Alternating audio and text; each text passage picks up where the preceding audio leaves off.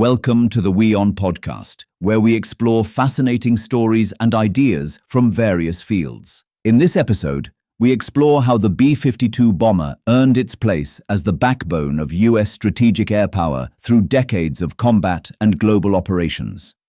From the Cold War to modern conflicts, the aircraft has repeatedly proved its value.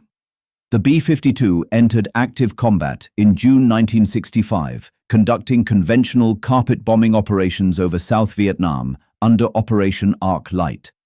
Flying at extreme altitudes, the bombers could not be seen or heard from the ground, rendering them a highly feared asset against enemy concentrations. By August 1973, B-52 assets had flown 126,615 combat sorties, suffering 17 aircraft losses due to hostile action. Referring to the Christmas bombings, Operation Linebacker 2 for 12 days represents the most intensive bombing campaign in military history. Ordered by President Richard Nixon following a standstill in peace negotiations, the US deployed more than 200 B-52s to execute 730 sorties, dropping over 20,000 tons of ordnance on Hanoi and Haiphong. On the opening night, 129 B-52s, launched from bases in Guam and Thailand, encountered heavy resistance, facing over 200 surface-to-air missiles, SAMs, which downed 3 bombers. Throughout the 12-day offensive, the US lost 16 B-52s and 43 crew members. The campaign concluded on December 29th, when North Vietnamese authorities signaled a willingness to resume peace negotiations. The Gulf War featured groundbreaking long-range deployment profiles for the B-52 platform. On January 16, 1991, a flight of 7 B-52s launched from Barksdale Air Force Base in Louisiana completed a 22,530-kilometer non-stop combat mission lasting 35 hours, struck Iraqi targets with conventional cruise missiles, and returned to the US, marking the longest combat sortie in aerial warfare history at that time.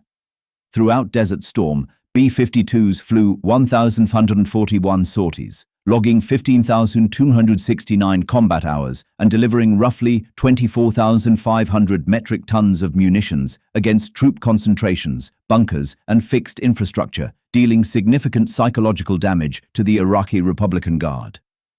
B-52s provided high-altitude close air support, CAS, over Afghanistan, loitering for extended durations to deliver precision-guided munitions on demand for ground forces. The platform demonstrated a high volume of precision strikes, launching approximately 100 conventional air-launched cruise missiles in a single evening. B-52 squadrons re-entered the U.S. Central Command, CENTCOM theater, for the first time in a decade to support anti-Islamic State operations, flying roughly 1,800 combat sorties across Syria and Iraq. During this campaign, Operation Inherent Resolve, OIR, was launched, shifting the strategy from containment to the active dismantling of the caliphate. Backed by a 70-nation global coalition, local ground forces successfully expelled ISIS from major strongholds across Iraq, Syria, and Libya, paving the way for the decisive Battle of Mosul. The platform's most recent active deployment is ongoing under Operation Epic Fury, initiated by US CENTCOM on February 28, 2026. Deployed alongside B-1B Lancers and B-2 Spirit stealth bombers, B-52s struck over 1,700 targets in the first 72 hours of the campaign. Within the first 13 days of operations, the combined bomber force had struck approximately 6,000 targets across Iran. On June 16, 2026, 8 people, including 2 Boeing employees, died after a U.S. Air Force B-52 bomber crashed immediately after takeoff from Edwards Air Force Base in Southern California.